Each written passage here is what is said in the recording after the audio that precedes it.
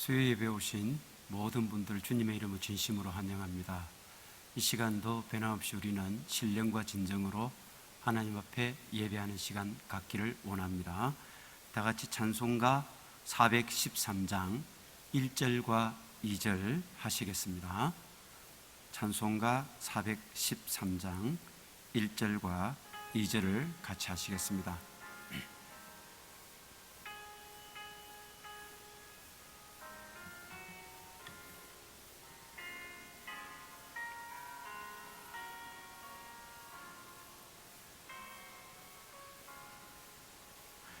내 평생에 가는 길 순탄하여 늘 잔잔한 강 같든지 큰 풍파로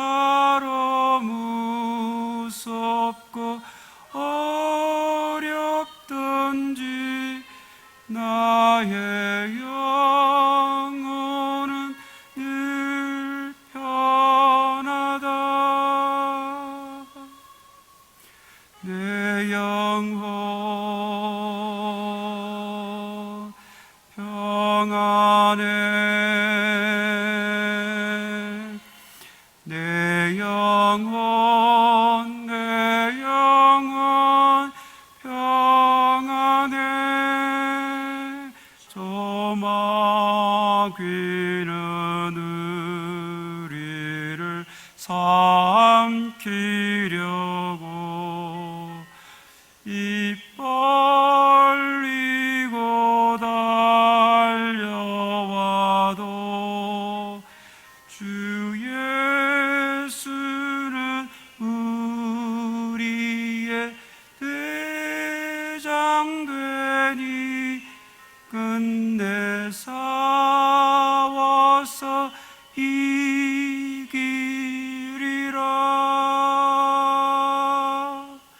내 영혼 평안해. 내 영혼 평안해.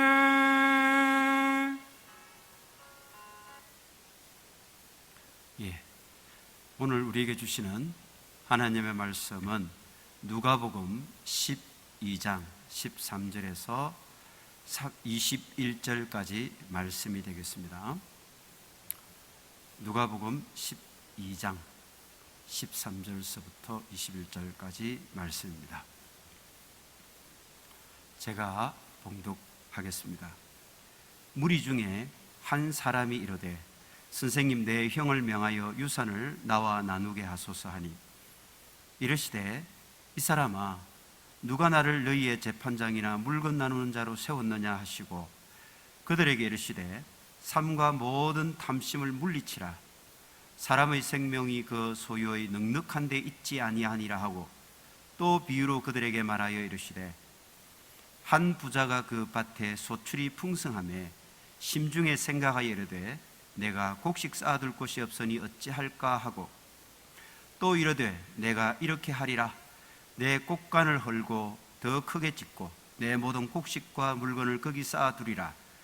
또 내가 내 영혼에게 이르되 영혼아, 여러 해 쓸 물건을 많이 쌓아두었으니 평안히 쉬고 먹고 마시고 즐거워하자 하리라 하되, 하나님은 이르시되 어리석은 자여, 오늘 밤에 내 영혼을 도로 찾으리니 그러면 내 준비한 것이 누구의 것이 되겠느냐 하셨으니 자기를 위하여 재물을 쌓아두고 하나님께 대하여 부유하지 못한 자가 이와 같으니라. 아멘.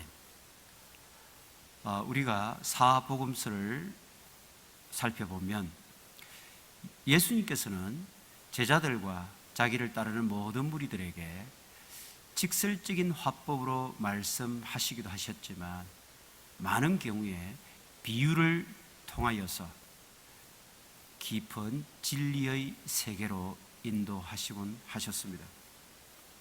오늘 본문은 어리석은 부자라고 하는 비유로 사복음서 가운데 누가복음에만 등장합니다. 오늘 이 비유를 통하여 들려주시는 예수님의 음성이 저와 여러분 모두의 심령 속에 깊이 각인되어지는 시간 되기를 간절히 소망해 봅니다. 흔히 우리 인간들이 살아가면서 많은 착각 속에서 생활하는 경우가 많습니다. 가령 청년들은 상대방이 나를 좋아하고 있겠구나 이런 생각을 합니다. 그런데 사실은 그 상대방은 전혀 그런 생각도 전혀 그런 마음도 없는 경우가 적지 않죠. 이런 경우 우리는 착각 속에서 살아간다, 착각에 빠져 있다 이런 얘기를 합니다. 오늘 본문에서 예수님은 우리에게 그런 착각 속에서 살아가는 것을 경계하고 계십니다. 그 가운데서도 우리 인간이 가장 소중하게 생각하는 이 목숨, 생명, 그리고 재산, 재물, 이 두 가지 착각에 관해서 우리에게 깨닫기를 원하고 계십니다. 대부분의 사람들은 생명의 주인이 자기 자신이라고 생각합니다. 그래서 심지어는 여러분 오래전에 그런 대중가요 가운데 그런 가사가 생각나지 않습니까? 내 인생은 나의 것, 내 인생은 나의 것, 이런 노래를 흥얼거리면서 사람들은 생명은 자기 것이라고 단언하고 있습니다. 그래서 심지어는 자살이라고 하는 극단적인 그런 행위를 저지르기도 합니다. 이것은 생명과 목숨이 순전히 자기 자신 것이라고 하는 착각에서 비롯된 비극이라고 할 수 있는 것입니다. 재산이나 재물에 대해서는 더 말할 나위가 없죠. 자기가 가지고 있는 그 재물, 그 재산을 철저하게 자기 소유의 것이라고, 자기의 어떤 재산, 재물이라고 생각하면서 그 재산을 자기의 생각과 의지와 탐욕에 따라서 마음대로 처분하고 그렇게 이용하려고 하는 생각을 가지게 됩니다. 이것 또한 철저히 잘못된 생각, 바로 착각에서 비롯되는 것입니다. 오늘 본문 13절은 어떤 사람이 예수님께 나와서 자기 형과 재산을 나누도록 예수님에게 자기 형에게 압력을 넣어달라고 요청하는 그 이야기로 시작되고 있습니다. 중동지방에서는 부모가 돌아가시게 되면 형의 그 유업은 형의 동의 없이는 절대로 나눌 수 없도록 되어 있습니다. 그래서 동생은 당시 유명한 랍비인 예수님을 찾아와서 이 문제를 해결해 달라고 요청하고 있는 것이죠. 그래서 본문 내용을 조금 더 쉽게 우리가 살펴보면, 예수님, 제 형에게 좀 꾸짖어 주셔서 그 형이 지금 잘못하고 있다는 것, 그래서 그 형이 가지고 있는 유업 중에 동생인 저의 지분을 빨리 나누어 줘야 한다고 좀 말씀 좀 해 주십시오. 동생은 예수님께 나와서 누가 옳고 그른지를 판단해 달라고 요청하고 있는 것입니다. 그래서 예수님의 생각대로 나에게 또는 우리 형제에게 정의를 좀 실현시켜 주십시오라고 하는 그런 부탁을 하고 있습니다. 그런데 이 말에 예수님의 반응이 좀 의외입니다. 14절 말씀이 이렇죠. 이 사람아, 누가 나를 너희의 재판장이나 물건 나누는 자로 세웠느냐? 이렇게 말씀을 하세요. 얼핏 들으면 예수님은 정의를 구현하는 일에 별 관심이 없는 듯 그렇게 들리고 있지 않습니까? 왜냐하면 당시의 훌륭한 랍비들은요, 누가 잘했고 누가 잘못했다라고 하는 것을 맹쾌하게 판단을 내려서 정의를 실현시켜 주는 사람이라고 다들 그때 관념으로 그렇게 생각하고 있었던 시절입니다. 그렇다면 예수님께서는 억울한 사람이나 소외된 사람들의 그런 목소리를 지금 정말 외면하고 계시는 것일까요? 예수님은 당신의 공생애 가운데 단 한 번도 그 사회의 억눌리고 짓밟히고 약자라고 얘기할 수 있는 그 사람들의 입장을 대변하지 않으신 적이 단 한 번도 없었습니다. 그러면 왜 예수님은 지금 이 동생의 외침, 그래서 형을 꾸짖어서 자기 재산을, 자기 몫을 정당하게 받도록 해달라고 하는 그 정의를 구해내달라고 하는 요청에 예수님께서는 오히려 이런 거부적인 반응을 보이고 계시는 것일까요? 여기에는 예수님의 보다 깊은 교훈과 깊은 진리가 담겨 있다는 사실을 우리가 알아야 될 것입니다. 예수님은 지금 본문에 등장하는 이 두 형제가 서로 재산이라고 하는 것 때문에, 그래서 그 재산에 대한 탐욕 때문에 서로 싸우고 갈라지기를 원하고 있지 않다는 말씀입니다. 오히려 예수님은 그 두 형제가 화합하고 화목해서 서로 하나 되기를 간절히 원하고 계시는 것입니다. 예수님은 그래서 재산을 분할하도록 요청하는 그 동생에게 진짜 참된 정의라고 하는 것이 무엇인가, 그것을 가르쳐 주고자 하시는 것입니다. 예수님의 그 어리석은 부자의 비유가 뒤에 이어서 나오는 것이 바로 그런 이유 때문인 것입니다.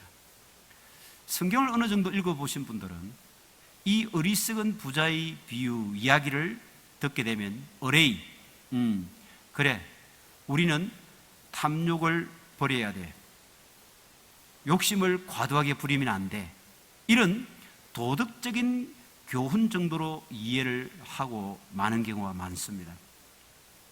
그런데 사실 예수님의 가르침은 그거보다 훨씬 더 깊은 뜻을 내포하고 있다는 것을 이 시간 우리가 같이 살펴보길 원합니다. 우리가 살아가는 이 사회의 많은 비극들은 사실 그릇된 정의관에서 비롯되고 있습니다. 잘못된 정의관,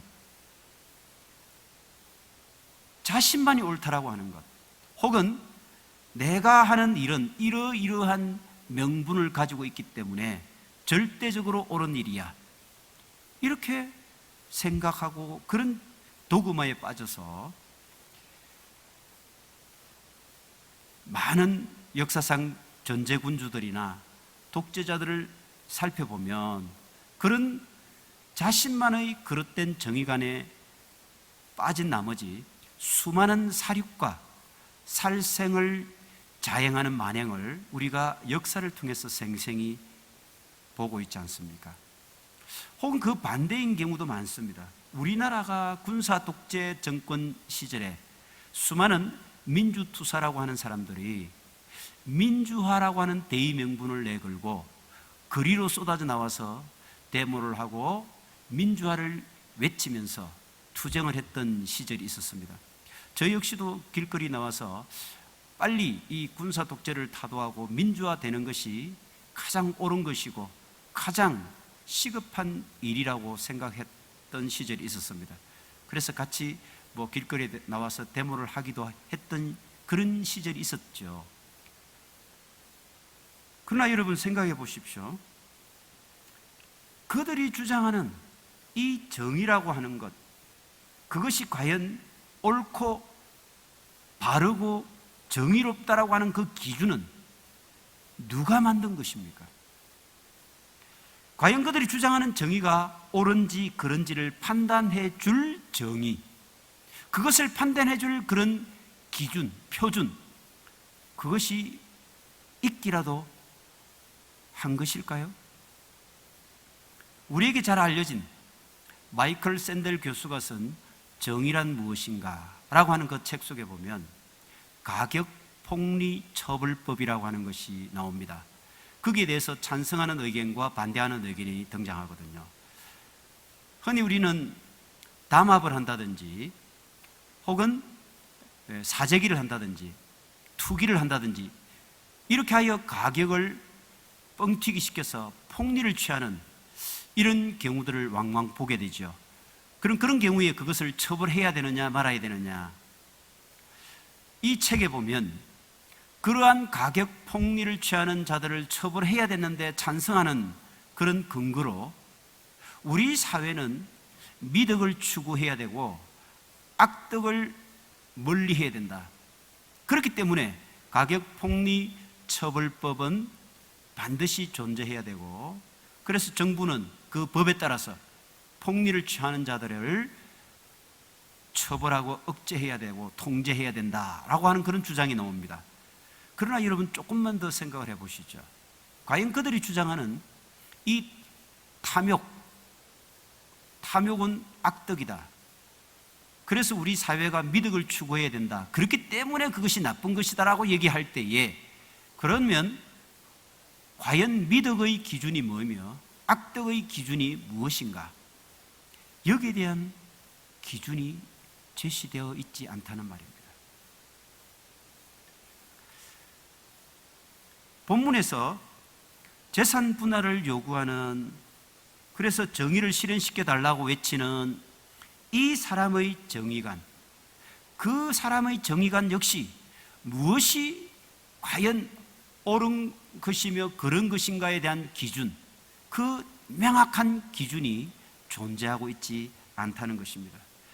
그래서 예수님은 그 사람은 비록 자기 재산을 정당하게 요구하기 때문에 정의롭다고 생각할지 모르겠지만 예수님의 생각은 다릅니다.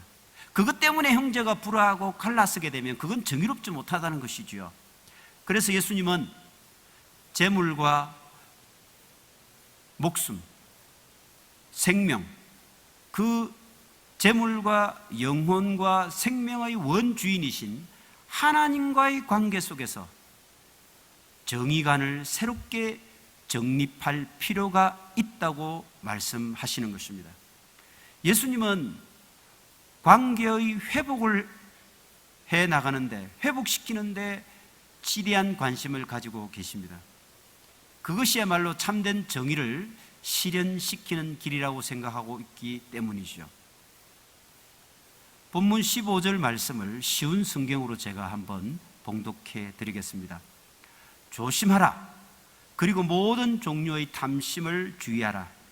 사람의 생명이 그가 넘치도록 가진 것에 있지 않고 그의 소유에 있지 않기 때문이다. 여러분, 소유라고 하는 것에는 두려움이 깃들게 마련입니다. 그래서 많이 가지면 가질수록 그 사람 속에 내면에는 자기도 모르는 그런 불안감과 두려움에 사로잡히게 됩니다. 왜냐하면 내가 가진 이 모든 것들이 어느 날 갑자기 도둑맞고 안개처럼 사라지고, 그래서 내가 가난뱅이로 전락하면 어떻게 하나, 이런 두려움이 그 마음속에 자리 잡고 있다는 것입니다. 그래서 그 사람은 지금 가지고 있는 그 재물에 만족하지 못하고 조금 더 이렇게 끊임없이 그 조금 더라고 하는 탐욕의 종이 되어 끊임없는 고통으로 자기 자신을 몰아가게 된다는 것입니다. 생명의 주인은 사실 물질이 아니죠. 생명의 주인은 결단코 그 재물이나 재산이 아닙니다. 바로 하나님임을 깨달을 때 우리는 이 고통으로부터 벗어날 수 있게 되는 것입니다. 이제 예수님께서는 이 사람의 그릇된 생각을 바로잡기 위해서 본격적으로 한 가지 비유를 들어서 말씀해 주고 계십니다. 16절입니다. 또 그가 이런 비유로 말씀하시되 어떤 한 부자가 있었는데 그의 땅은 풍성한 소출을 냈다.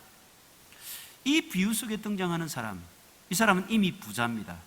그리고 그 부자는 아주 풍성한 소출, 더 큰 풍년을 통해서 많은 수확을 거두어 들이게 되었습니다.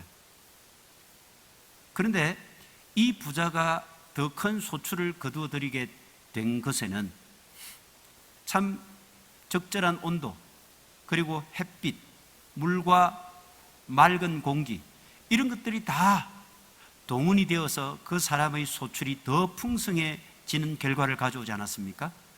그렇다고 한다면 그 햇빛과 공기와 깨끗한 물과 적절한 온도는 누가 주신 것입니까?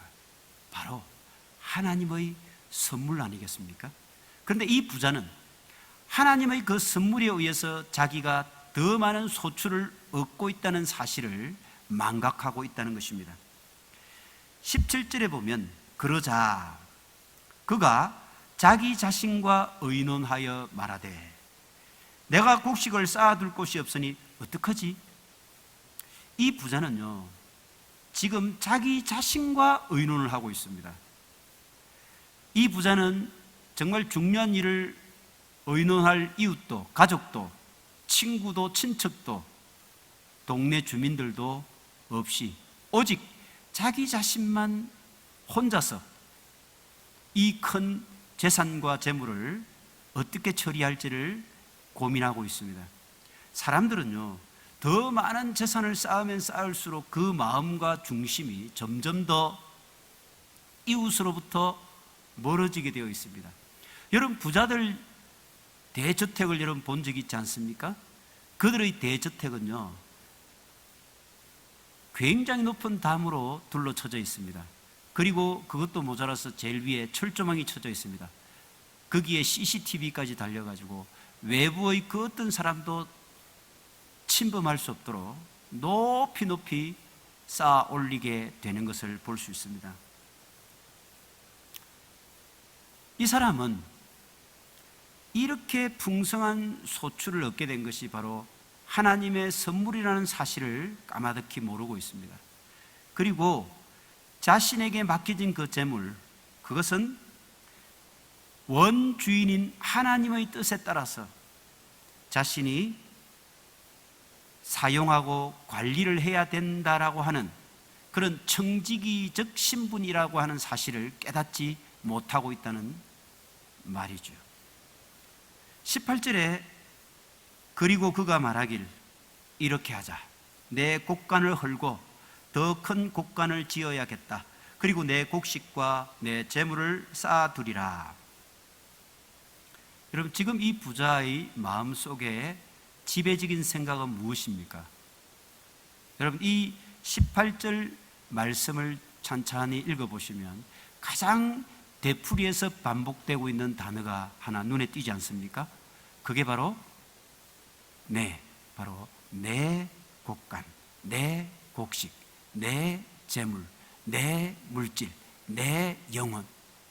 여러분, 이 부자의 마음속을 지배하고 있는 것은 오직 나라고 하는 것입니다.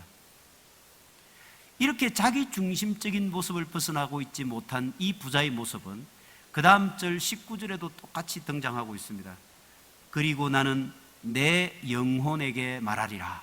좋아, 너는 여러 해 동안 쓸 물건을 풍성히 쌓아두었다. 그러니 쉬어라, 먹어라, 마시라, 그리고 즐겨라. 여러분, 이 부자의 착각은 무엇입니까? 우리의 영혼은 우리의 육신, 우리의 몸과 같지 않다는 겁니다. 그런데도 이 부자는 우리 영혼이 우리의 육신처럼 어떤 물질적인 것으로 먹고 마시고 즐기면 우리 영혼도 그런 우리의 몸처럼, 우리의 육신처럼 그렇게 살이 찌고 풍성해질 수 있다라고 하는 그런 잘못된 생각, 그런 착각에 빠져 있다는 것입니다. 그러나 여러분, 우리의 영혼이라고 하는 것은 그런 육신처럼 먹고 마시는 것으로는 결단코 살찌울 수도, 풍성해질 수도, 그 목마름을 해결할 수도 없다는 사실을 이 부자는 잘 모르고 있다는 겁니다. 착각하고 있는 것이죠. 시편 42편 말씀입니다. 우리가 잘 아는 말씀인데, 하나님이여, 사슴이 시냇물을 찾기에 갈급한 같이 내 영혼이 여호와를 찾기에 갈급하나이다. 우리의 영혼은 본질상 창조주 하나님을 찾도록, 하나님을 갈급하도록 그렇게 되어 있습니다. 왜냐하면 하나님께서는 흙으로 우리 인간을 빚으시고 그 코에 생기, 바로 하나님의 영혼을 우리에게 불어넣어 주셨다는 것입니다. 그래서 우리가 흙이 아니라 이런 우리가 걸어다니는 시체가 아니라 우리는 생명이 된 것입니다. 우리는 그래서 본질상 하나님을 갈망하며 그리워하며 살도록 만들어진 존재라는 것입니다. 성 어거스틴이 이렇게 말했습니다. 내 영혼이 하나님, 당신 안에서 쉴 때까지는 쉬지 못하나이다. 무슨 말입니까? 하나님 안에서 쉴 때까지는 참 안식을 누릴 수 없다라고 하는 것이죠. 그런데 이 부자는 뭐라고 고백을 합니까? 내가 먹을 것과 마실 것이 차고 넘칠 때까지는 내 영혼이 안식을 누리지 못한다. 이런 참 착각 중에 착각의 고백을 하고 있지 않습니까? 결국 이 부자는 참된 안식은 마음껏 먹고 마시는 것이 풍성히 평생 먹고 마실 것이 쌓일 때까지는 그의 영혼이 참된 안식을 누리지 못할 거라고 이렇게 생각을 하고 있는 것이죠. 그래서 20절에 보면 하나님이 그에게 이르시되 어리석은 자여 오늘 밤에 내 영혼을 도로 찾으리니 그러면 내 준비한 모든 것이 네 것이 되겠느냐? 네 것이 되겠느냐? 여러분, 먹고 마시고 즐기고 쉬고 이렇게 이제 마음껏 하려고 하는 그 찰나에 하나님께서 나타나셨습니다. 그리고는 그를 향해서 준엄하게 꾸짖고 있습니다. 어리석은 자여, 어리석은 자여. 이 말은 다른 말로 하면 이 바보야, 이 멍청한 인간아, 이렇게 아주 단호하게 호통을 치십니다. 왜 그렇습니까? 영혼은 몸과는 다른 존재라고 하는 것입니다. 그래서 그 영혼, 곧 목숨이라고 하는 것, 이 생명이라고 하는 것은 하나님을 갈망하고 하나님으로 말미암아 하나님으로 인해서 그 갈급함을 해소할 수 있는 존재입니다. 그런데도 그 부자는 넉넉한 양식, 풍부한 마실 물, 많이 쉬고 즐길 재산, 재물, 이런 것만 있으면 자기 영혼을 얼마든지 살찌울 수 있으리라고 착각하고 있기 때문에 하나님으로부터 이 바보라고 그렇게 질타를 받고 있는 것입니다. 부자는 평생 살아갈 것으로 착각을 하고 있습니다. 그래서 본문에 보면 여러 해 쓸 물건을 풍성히 쌓아두었다. 여러 해 쓸 물건. 이 부자의 또 하나의 착각은 그런 것입니다. 자신은 그 생명이 영원하리라고 하는 그런 착각이죠. 그러나 생명의 주인이신 하나님께서는 말씀하십니다. 이 바보야, 오늘 밤 내 영혼을 도로 찾으리니. 오늘 밤. 그래서 우리는 많은 경우 나의 이 생명이, 나의 이 인생이, 나의 이 목숨이 영원히 지속될 것 같은 그런 착각에 빠져 살아가는 경우가 적지 않습니다. 그러나 하나님께서는 분명히 말씀하십니다. 오늘 밤, 바로 이 시간 내 영혼을 도로 찾게 될 것이다. 그것도 하나님께서 말씀하십니다. 내가 너에게 빌려준 그 생명, 그 목숨을 도로 찾게 될 것이다. 참 많은 사람들은 이 부자와 같이 이런 착각 속에서 빠져 살다 보니까 평생을 그래서 재산과 재물을 모으면서 자기 인생을 소진해 갑니다. 그러나 생명의 주인이신 하나님은 이 밤, 이 순간 그 빌려주신 생명, 우리에게 잠시 맡겨주신 그 생명을 도로 찾아가실 수도 있다는 것입니다. 여러분, 본문에 등장하는 도로 찾는다는 이 단어를 깊이 묵상할 수 있게 되기를 부탁드리겠습니다. 도로 찾는다는 말은 무슨 말입니까? 원래 자리로 돌아간다는 말 아니겠습니까? 생명을 도로 찾는다는 것은 곧 생명이 내 것이 아니라 원래 자리, 곧 그 생명의 원주인이신 하나님께로 도로, 원래 자리로 다시 돌아간다는 그런 말씀이죠. 우리가 살아가는 이 하루는 어떻습니까? 하나님께서 우리에게 맡겨주신 하나님의 선물이자 하나님의 놀라운 은혜입니다. 예수님은 그래서 재산 분할을 요청하는 사람에게 이렇게 말하고 있습니다. 네가 유산 싸움에서 이겼다 치자. 그러면 그 다음에 어떻게 할래? 지금 이 땅에서 너가 살아가는 이 삶, 그것만 볼래? 이 땅의 삶의 저 너머, 저편 너머를 내다보아라. 그렇게 되면 지금 이 땅에서 너가 그렇게 많이 쌓아놨던 것, 그게 누구 것이 되겠느냐? 그렇게 말씀하시면서 예수님은 마지막 21절에서 이렇게 말씀하십니다. 자기를 위하여 재물을 쌓아두고 하나님을 위하여 부를 쌓지 않는 자가 이와 같으니라.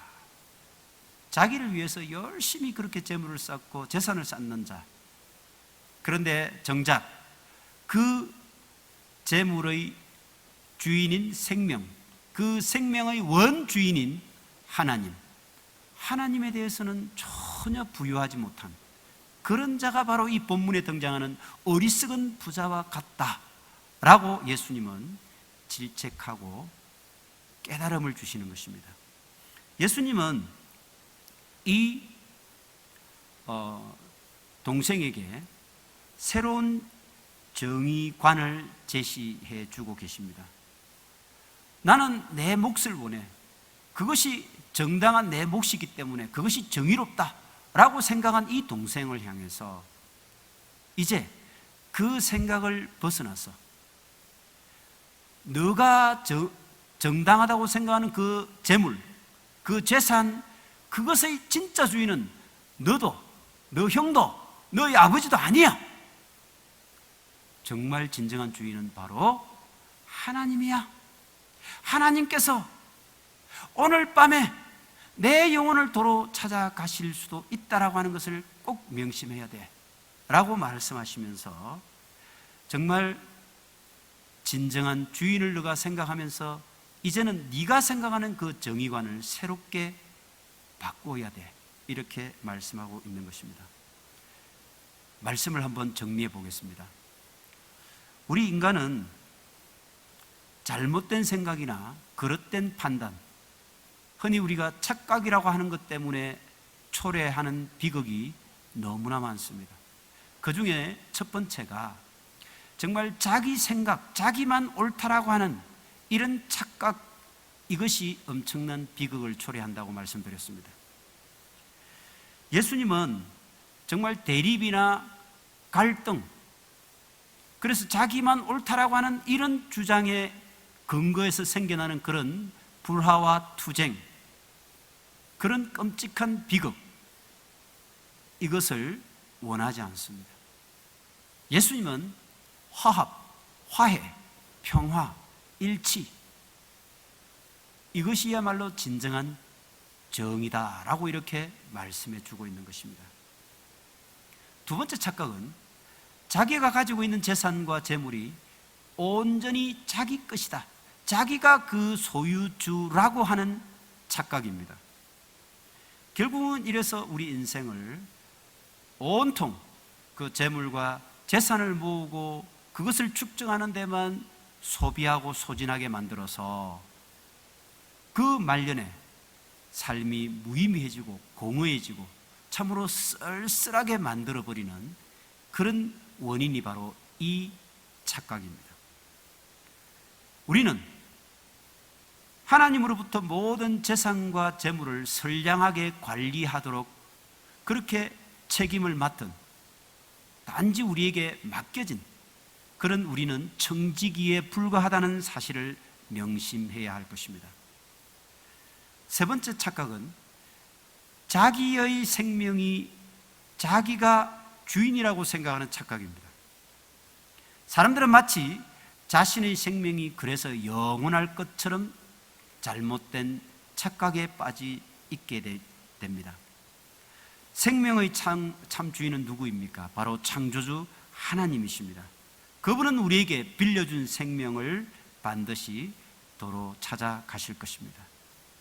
그날이 오늘 밤이 될지, 아니면 지금 이 순간이 될지, 아니면 내일이 될지 아무도 모릅니다. 그래서 우리는 늘 슬기로운 다섯 처녀와 같이 신랑을 맞이할 등불을 준비하고 늘 언제나 깨끗하고 거룩한 마음으로 그렇게 지혜롭게 깨어 있어야만 된다는 말씀입니다. 그날이 올 때까지 우리가 해야 할 유일한 일이 무엇일까요? 지금 여러분 누가복음 12장 끝까지 내용을 읽어보면 예수님께서 계속해서 말씀하십니다. 이 어리석은 부자의 비유 뒤에 그러므로 너희들은 무엇을 먹을까 마실까 염려하지 마라.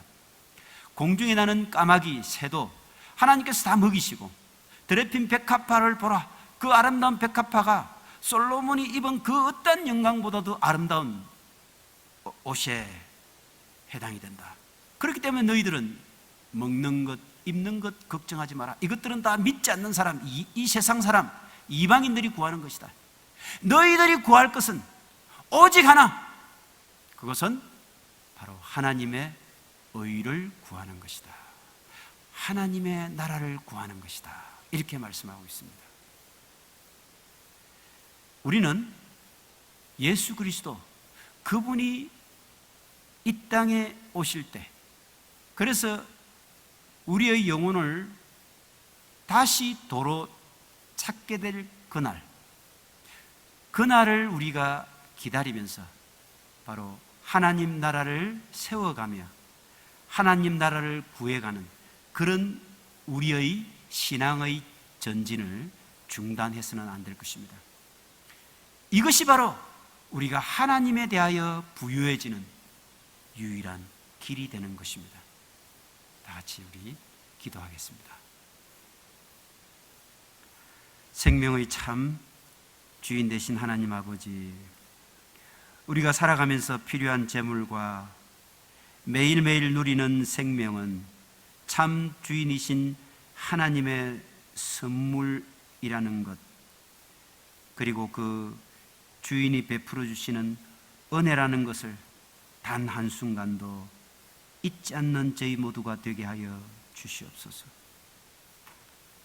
지금은 우리를 생명길로 인도해 가시는 예수 그리스도의 크신 은혜와 생명의 진짜 주인 되시는 하나님 아버지의 무한하신 사랑하심과 재물에 대한 탐욕을 버리고 참된 생명길로 걸어가도록 깨닫게 하시고 결단하게 하시는 성령님의 충만 위로하심이 이 예배 시간의 말씀을 통해 진리의 길을 묵묵히 걸어가는 사랑하는 모든 주님의 백성들 머리 위에, 그리고 그들의 가정과 그들의 생업 위에 이제부터 영원토록 함께하여 주옵시길 간절히 축원하옵나이다.